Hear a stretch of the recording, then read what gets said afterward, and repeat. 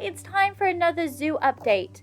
The beta is coming up really fast and we're locking in all the last details to make sure you can build your fantastic zoo. So I figured I'd share with you, now that we know how you'll get all your lovely / terrifying animals, how you'll be housing them.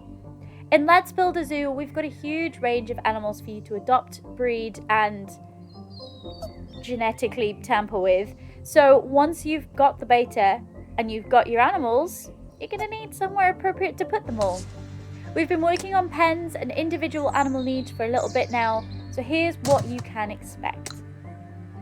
Each animal will have a different set of needs based on where it comes from, its size, diet, and some other factors. So it'll be up to you to suitably house each one. We wouldn't want protesters or worse showing up, would we?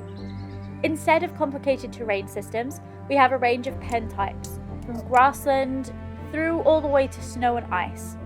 Each animal will have some info about which habitat suits its best in its info panel, so you'll be able to create an environment where they can thrive. Your animals will also need lots of appropriate enrichment, and while the team is still working on these, we've put some of our favourite items into the beta for you to play with. The plan is that each animal species will have its preferred enrichment types and decorations, so you can make a space that entirely suits them. Alternatively, if you just want to fill their spaces with trampolines, well, we definitely won't stop you. Through research, you'll be able to unlock better enrichment tools for all of your animals, as well as a raft of plants and rocks to make sure your animals have a comfortable place to call home. Each enclosure will need food and water, as long as you'd like live animals to show off to your visitors. And while keepers will bring food into each enclosure, water will need to be supplied through a set of pipes. You'll need to make sure your water systems reach each enclosure, as well as having a big enough trough in your pen to accommodate all of your animals. We've put in a heat map to show you how far your water systems will stretch. Any further, and you'll need to put in some good old-fashioned research to improve and expand your piping.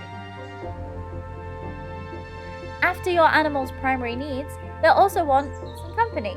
Based on their real-life counterparts, your animals will have an optimum group size. Any fewer or more animals will stress them out. You'll need to be careful that your enclosure can handle the number of animals you plan to put in, otherwise they'll feel cramped, which won't make them particularly happy either. You can also make mixed enclosures with several different species in, like my mixed savanna enclosure in the video that I made previously. Do be careful though, you don't want to mix predators and prey, although we do have some pretty interesting herd systems going into the game, meaning that animals like lions, while they're outnumbered by prey, may just lie low instead of attacking. But much more on that later. And that's it! That's how you're going to house your animals in the beta. There's a little look at the enclosures and the sorts of things that you'll be putting in them. I've got a few other things to show you before the beta, but please don't forget to sign up for it, as it is so close now. I'll see you next week for some more updates. Bye!